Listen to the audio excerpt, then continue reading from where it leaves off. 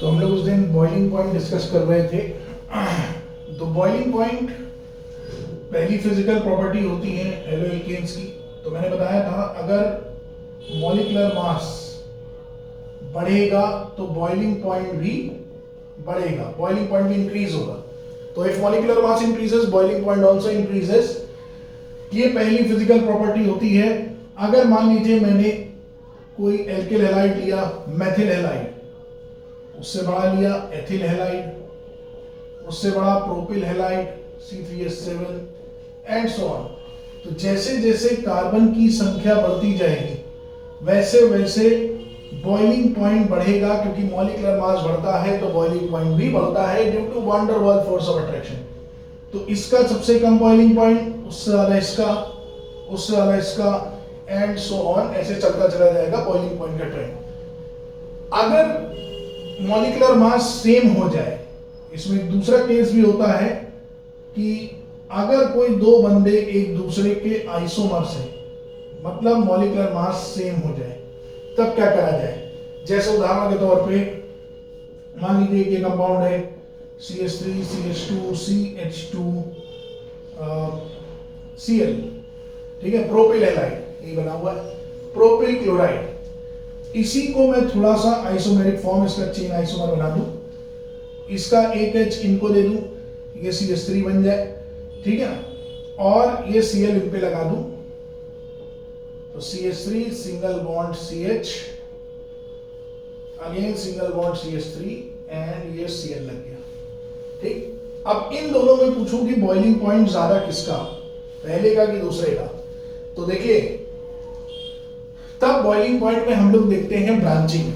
Branching जितनी कम होगी boiling point उतना ज्यादा होगा, यानी branching is inversely proportional to boiling point. Boiling point के इनवर्सली प्रोपोर्शनल होगी ब्रांचिंग, ठीक है। ब्रांचिंग बढ़ेगी तो बॉइलिंग पॉइंट घटेगा। तो देखिए यहाँ एक ब्रांच है तो इसका बॉइलिंग पॉइंट कम, इसका ज्यादा, यानी बॉइलिंग पॉइंट पहले वाले का ज्यादा होगा एज कंपेयर टू दूसरा वाला।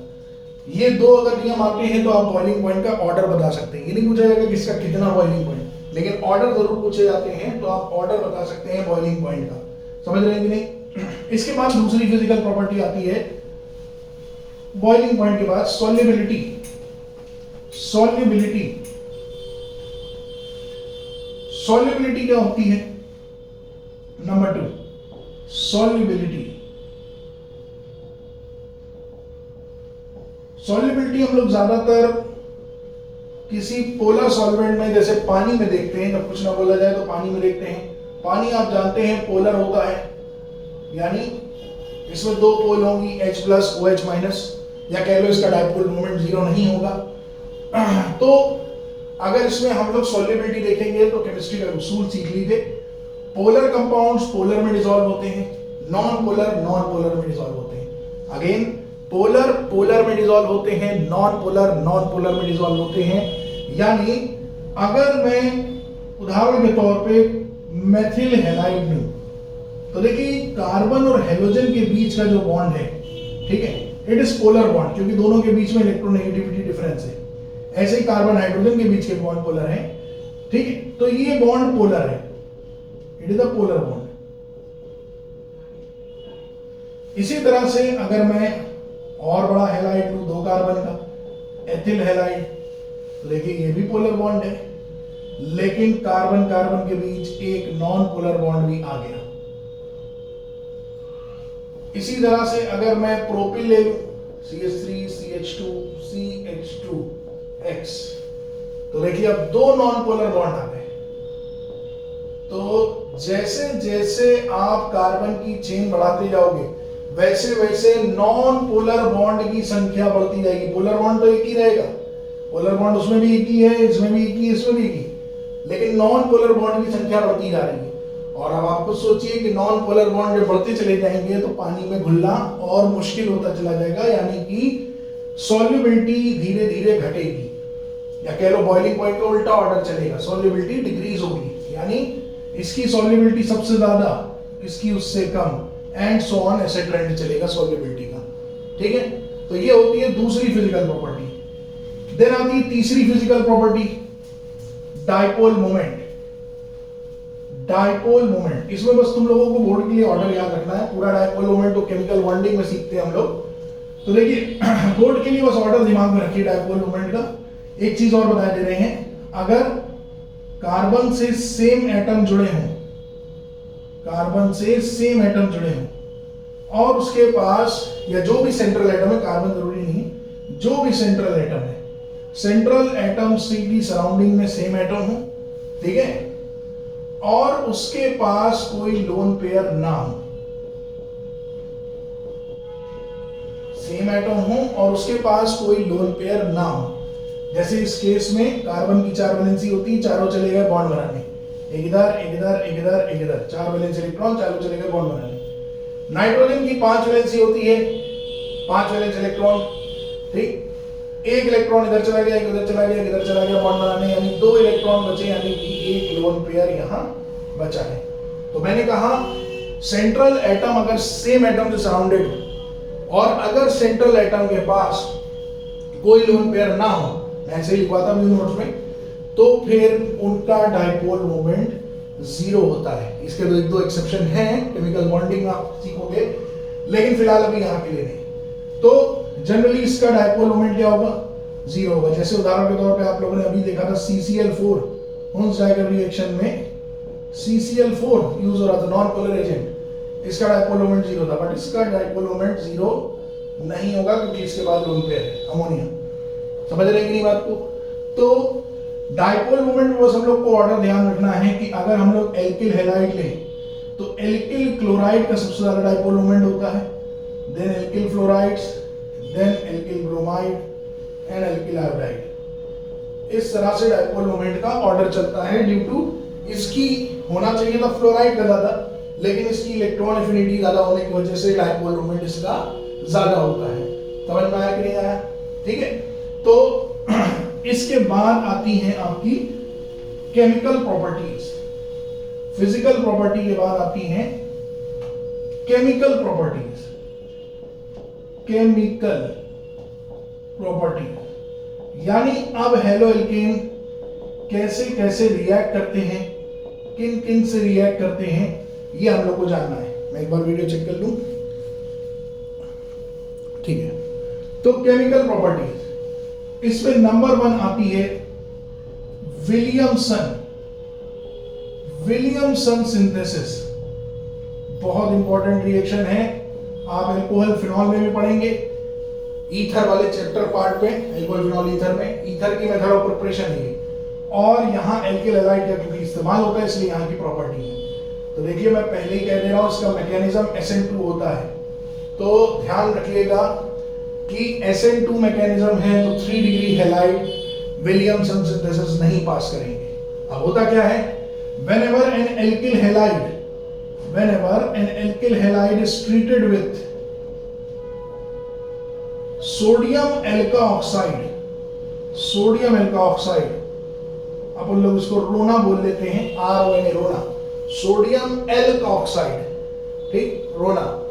तो जब इससे रिएक्ट होता है, कुछ नहीं होना है, ये X और ये NaX निकल लेगा, ठीक है ना, ये न्यूक्लियोफाइल यहां से निकला, ठीक, और ये न्यूक्लियोफाइल जाके उसको रिप्लेस कर देगा, न्यूक्लियोफिलिक सब्स्टिट्यूशन, और सिंपली रिप्लेसमेंट हो रहा है, कोई कार्बोकेटायन फटायन का कोई गेम नहीं है यहाँ। तो O और ये पीछे से R आके लग जाएगा, ये वाला R, इसको R डैश कर देगा तो R डैश, ये एल्किल ग्रुप, तो ईथर बन जाएगा आपका मेजर प्रोडक्ट। उदाहरण के तौर पे इसमें एक रिएक्शन में दिखाई हूं आपको, जैसे CH3 CH2 Cl, इसको आपने ट्रीट कराया CH3 CH2 ONA से, इससे ट्रीट कराया, तो देखिए Na और Cl, NaCl निकल लिया, ठीक है ना, भग लिया, और इस O पे आकर चाहे ये घूम के लगेगा, चाहे वो O ले जाकर उस CH2 पे अटैक करा दो, तो पहले चाहे इसको लिख लो CH3 CH2 O। अब इस O पे यहीं से वैलेंसी खाली हुई है, वो CH2 की वैलेंसी खाली हुई, वो वाला CH2 आके जुड़ेगा, सिंगल बॉन्ड, उसके पीछे से लगा CH3, यानी आपका बन जाएगा डाई एथिल ईथर, 2 एथिल है एक इस साइड एथिल, एक इस साइड एथिल, तो बना डाई एथिल ईथर। ठीक है, IUPAC नेम अलग रहता है लेकिन आप लोग इसी से काम चलाओ, डाई एथिल ईथर। IUPAC नाम का अलग सिस्टम होता है इसमें, ठीक है ना। एल्कोक्सी एल्केन करके नेम लिखते हैं इनका, एथॉक्सी इथेन नाम होगा, अगर मालूम है तो अच्छी बात है, वो भी लिख सकते हो, वरना कोई प्रॉब्लम नहीं है। समझ गए कि नहीं? अगेन मैं कह रहा हूं, विलियमसन एक SN2 मैकेनिज्म है, बहुत इंपॉर्टेंट बात है ये, ठीक है। अगर कोई 3 डिग्री हैलाइड होगा तो ये रिएक्शन नहीं होगी। उदाहरण के तौर पे अगर आपने कोई 3 डिग्री हैलाइड लिया, CH3 CH3 CH3 और ये X हैलोजन ऐसे, और इसको यही सेम रिएजेंट से रिएक्ट कराने की कोशिश करी, तो विलियमसन नहीं होगी, रिएक्शन होगी, विलियमसन नहीं होगी, क्योंकि ये 3 डिग्री कार्बोकेटाइन बनेगा, और 3 डिग्री कार्बोकेटाइन अपने अंदर ही में इतनी जल्दी स्टेबल होता है, कार्बन एक हाइड्रोजन को अपने से अलग करेगा, ठीक है ना, उसका इलेक्ट्रॉन अपनी तरफ खींच लेगा, ठीक, और इस कार्बन पे आ जाएगा नेगेटिव। जितनी देर में Na आके अटैक मारना चाहेगा उतनी देर में पॉजिटिव नेगेटिव आपस में डबल बॉन्ड बना लेंगे, यानी कि CH3 ऊपर भी CH3 and double bond CH2 ऐसा हो जाएगा, प्लस माइनस को देखिएगा, एक बॉन्ड बना लेगा। तो जितनी देर में ये ग्रुप आके अटैक मारना चाहेगा उतनी देर में काम हो जाएगा, यहाँ क्या बन जाएगा, आपका एल्कीन बन जाएगा। समझ गए कि नहीं? तो ये होती है विलियमसन सिंथेसिस, ठीक है। इसके बाद आती है आपकी, विलियमसन के बाद वो भी इंपॉर्टेंट होती है, कन्वर्जन में काम आती है, reaction with KCN NaCN and AgCN। KCN NaCN sodium cyanide and AgCN silver cyanide, ठीक है ना। तो इनसे रिएक्शन, इसमें भी ये मुख्य है भाई साहब, ठीक। तो अगर हम लोग किसी एल्किल हैलाइड को, ये भी एक SN2 मैकेनिज्म है, तो अगर हम लोग किसी एल्किल हैलाइड को ट्रीट कराते हैं KCN या NaCN से तो कोई प्रॉब्लम नहीं है, सिंपली SN2 न्यूक्लियोफिलिक सब्स्टिट्यूशन, यहां से Cn minus as a nucleophile जाएगा और वो X माइनस भाग लेगा, यानी न्यूक्लियोफाइल का रिप्लेसमेंट, ये K चला गया इधर, Cn आ गया इधर, तो इस तरह से न्यूक्लियोफिलिक सब्स्टिट्यूशन हो गई, एल्किल साइनाइड बन गया आपका प्रोडक्ट, साथ में KX या NaX जो निकलना हो वो निकल जाएगा। बट AgCN के केस में जब किसी एल्किल हैलाइड को हम लोग AgCN से रिएक्ट कराते हैं, तो AgCN से रिएक्ट कराने के केस में क्या होता है कि सिल्वर एक स्ट्रॉन्ग ऑक्सीडाइजिंग एजेंट है, और सिल्वर इलेक्ट्रोनेगेटिविटी डिफरेंस मेंटेन करने के लिए नाइट्रोजन पे नेगेटिव चार्ज प्रोवाइड करता है, ठीक है, और नाइट्रोजन को न्यूक्लियोफाइल बनाएगा। तो जब नाइट्रोजन को न्यूक्लियोफाइल बनाएगा तो RNC, ठीक है, आइसोसाइनाइड, क्योंकि एक एम्फीडेंटेड न्यूक्लियोफाइल है, कार्बन की तरफ से भी न्यूक्लियोफाइल हो सकता है, नाइट्रोजन की तरफ से भी, ठीक। तो RNC यानी कि bad smelling alkyl isocyanide gas बनाएगा, ठीक, और साथ में AgX निकल जाएगा, ठीक है, बैड स्मेलिंग एल्किल आइसोसाइनाइड बनेगा। समझ गया कि नहीं बात को? ठीक है। तो KCN NaCN के केस में सिंपल, कुछ नहीं होना है, X हटाओ, CN लगाओ, Cl लगाए, Br लगाए, कुछ लगाए, हटाओ, साइनाइड लगाओ, ठीक। AgCN के केस में ध्यान रखना, X हटा के Cn मत लगा देना, गलत हो जाएगा, NC लगेगा, आइसोसाइनाइड। समझ गए कि नहीं? ठीक है। इसी के साथ अगली रिएक्शन भी इसी फॉर्मेट की है, इनके नाइट्रो ग्रुप्स NaNO2, KNO2 और AgNO2। तो reaction with NaNO2, KNO2 and AgNO2,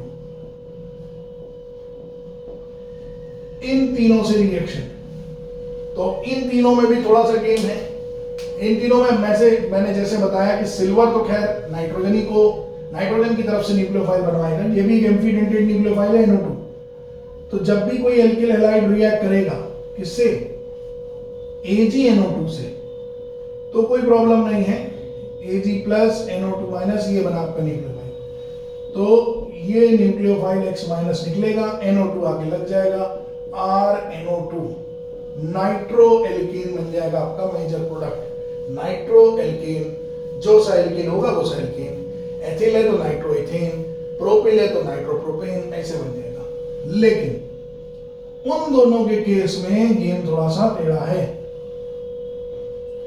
NaNO2 या KNO2 का आपने इस्तेमाल किया तो फिर उस केस में क्या होगा कि ऑक्सीजन की तरफ से ये न्यूक्लियोफाइल बनवाएंगे, और जब ऑक्सीजन की तरफ से न्यूक्लियोफाइल बनेगा तो जो न्यूक्लियोफाइल बनेगा मैं दिखा दे रहा हूं अलग से, ONO ऐसा न्यूक्लियोफाइल बनेगा, और ये ONO alkyl nitrile type product यहां पे बन जाएगा, रोनो ऐसे करके ये प्रोडक्ट बनेगा KNO2 और KgNO2 के केस में। समझ रहे कि नहीं? इसमें भी यही वाली रिएक्शन ज्यादा इंपॉर्टेंट है, सिल्वर वाली, ठीक है, ध्यान रखिएगा ऊपर वाली रिएक्शन को, ठीक है। इसके बाद आता है कार्बिलअमीन रिएक्शन। ये टेस्ट होता है कार्बिलअमीन रिएक्शन, ये आप लोग अमीन वाले चैप्टर में भी पढ़ते हो, और महत्वपूर्ण में तो स्टेटमेंट लिखा देता हूं, अक्सर के लोगों को स्टेटमेंट याद रहते हैं ज्यादातर रिएक्शन के। कार्बिलअमीन रिएक्शन ये क्या होती है? ये प्राइमरी अमीन का टेस्ट होता है, 1 डिग्री अमीन का टेस्ट होता है प्राइमरी अमीन का, ठीक है। तो देखिए प्राइमरी अमीन कौन होता है? जब नाइट्रोजन के साथ एक एल्किल जुड़ा हो या 2 हाइड्रोजन जुड़े हो। यहां nitrogen as a central atom होता है प्राइमरी अमीन, ये होगा सेकेंडरी अमीन, और ये होगा टर्शरी अमीन।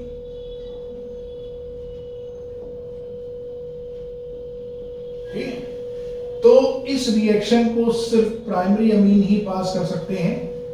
तो कहा जाता है कि जब प्राइमरी अमीन रिएक्ट करते हैं क्लोरोफॉर्म से, ठीक है ना, क्लोरोफॉर्म से in the presence of, chloroform से रिएक्ट करते हैं in the presence of RNH2, primary amine जब रिएक्ट करेंगे क्लोरोफॉर्म से CHCl3, ये क्लोरोफॉर्म का फॉर्मूला होता है, मैं मिस कर गया अभी, पहले हेलोफॉर्म बतानी चाहिए थी, तो हेलोफॉर्म अभी इसकी अगली बता देते हैं। This is chloroform in the presence of any strong base, NaOH ले लो या KOH ले लो, जो लेना हो ले लो, ठीक है। तो एक रॉटन एग स्मेलिंग आइसोसाइनाइड गैस जो पीछे बनाता, एल्किल आइसोसाइनाइड गैस बनती है, सबसे मुख्य ये चीज है। और ये काम सिर्फ प्राइमरी अमीन कर सकता है, सेकेंडरी और टर्शरी अमीन इस रिएक्शन में पार्टिसिपेट नहीं करते हैं। तो when primary amine is treated with chloroform in the presence of any strong base, तो एक bad smelling alkyl isocyanide gas बनती है, ठीक है। और वो प्राइमरी अमीन का एक टेस्ट होता है, रॉटन एग स्मेलिंग स्मेल आने लगेगी, उससे पता चल जाएगा कि जो अमीन हमारा रहा होगा वो प्राइमरी अमीन रहा होगा, क्योंकि सेकेंडरी और टर्शरी इस रिएक्शन में पार्टिसिपेट नहीं कर पाते, ठीक है। तो इसके बाद मैं मिस कर गया, हेलोफॉर्म रिएक्शन पहले देखिए। हेलोफॉर्म रिएक्शन बड़ी मुख्य रिएक्शन है, रिएक्शन से ज्यादा इंपॉर्टेंट है कौन पास करता है कौन नहीं। हेलोफॉर्म रिएक्शन कौन पास करता है कौन नहीं पास करता।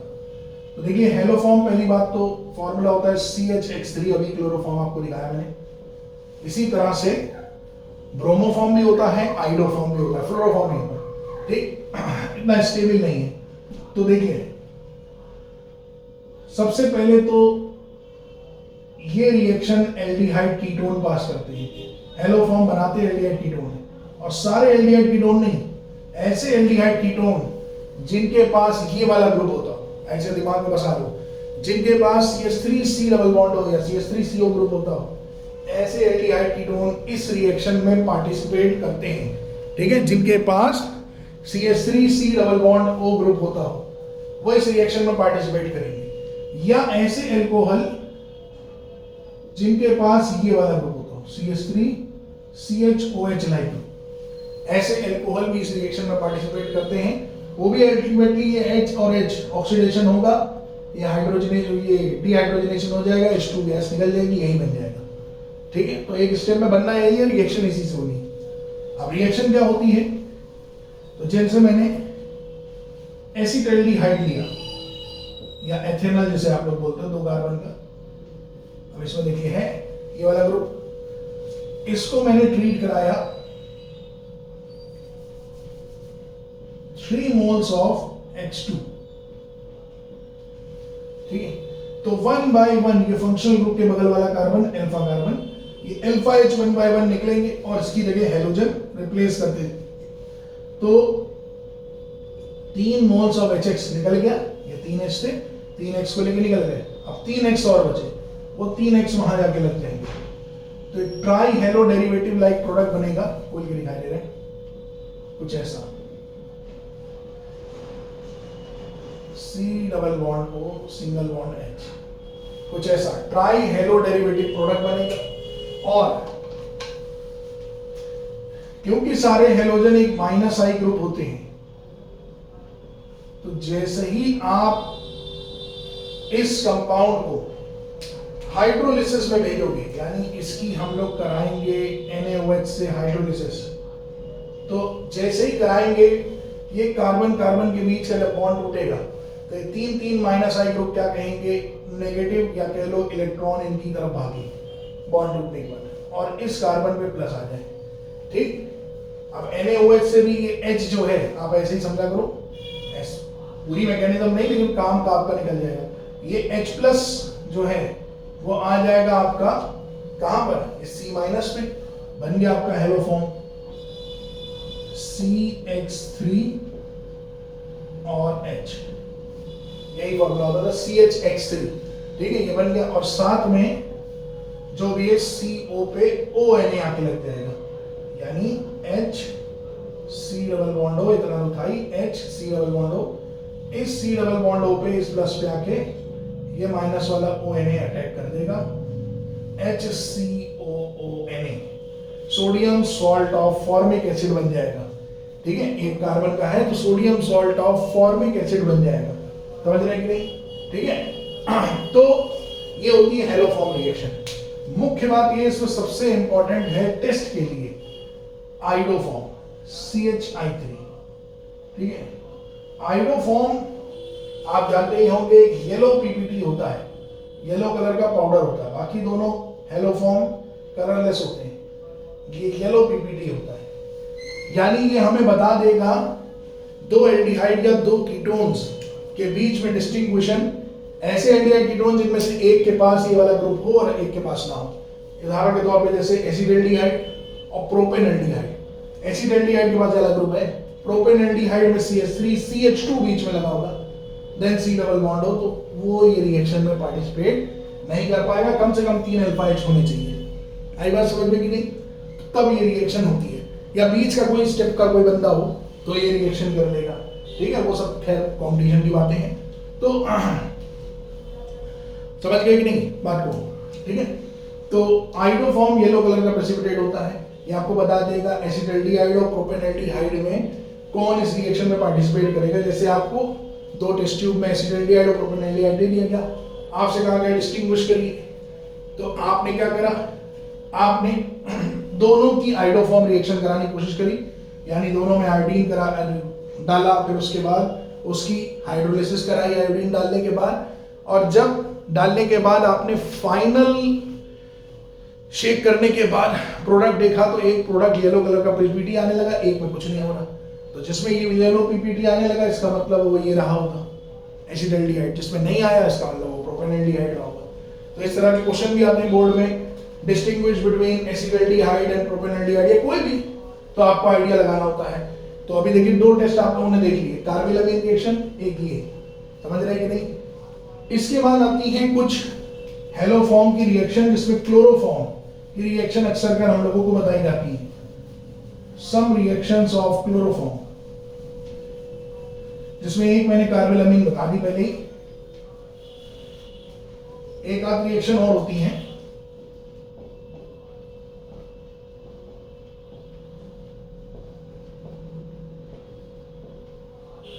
क्लोरोफॉर्म की चंद रिएक्शन, तो क्लोरोफॉर्म में सबसे पहली रिएक्शन जो होती है वो क्लोरोफॉर्म का एयर ऑक्सीडेशन, ठीक है, एयर ऑक्सीडेशन, अक्सर कर कहा जाता है कि क्लोरोफॉर्म को हवा में खुला नहीं रखना चाहिए। क्यों? क्योंकि क्लोरोफॉर्म जब हवा में खुली रखी जाती है तो वो एक जहरीली फॉस्जीन गैस बनाती है। ठीक है, जब भी आप क्लोरोफॉर्म को हवा में खुला रखेंगे तो वो एक जहरीली फॉस्जीन गैस बनाता है। ठीक है, इसलिए उसको एयर में नहीं रखा जाता है। और अगर सनलाइट में रखेंगे, सनलाइट में भी नहीं, अक्सर अगर पूछा जाता है क्लोरोफॉर्म को डार्क बॉटल्स में क्यों रखा जाता है, तो ध्यान रखिएगा डार्क बॉटल्स में इसलिए बिकॉज सनलाइट पड़ेगी तो सनलाइट से उसका फ्री रेडिकल मैकेनिज्म होके हो सकता है जो एक एच बचा रहेगा वो भी निकल जाए और CCl4 टाइप का प्रोडक्ट बन जाए, यानी कार्बन टेट्राक्लोराइड बन जाए। ठीक है, तो एयर ऑक्सीडेशन यानी हवा में इसलिए नहीं रखा जाता, बॉटल में बंद करके रखा जाता है क्योंकि अगर बॉटल में हवा में रख दिया गया तो हवा से रिएक्ट करके जहरीली फॉस्जीन गैस बना सकता है। यानी क्लोरोफॉर्म को जब एयर ऑक्सीडाइज करेंगे, ठीक है, तो ये एक COCl2 एक जहरीली फॉस्जीन गैस बना सकता है। ठीक है, COCl2, ठीक है, एक होगा COCl2 और एक HCl निकल जाएगा। ठीक है, इसे कहते हैं फॉस्जीन।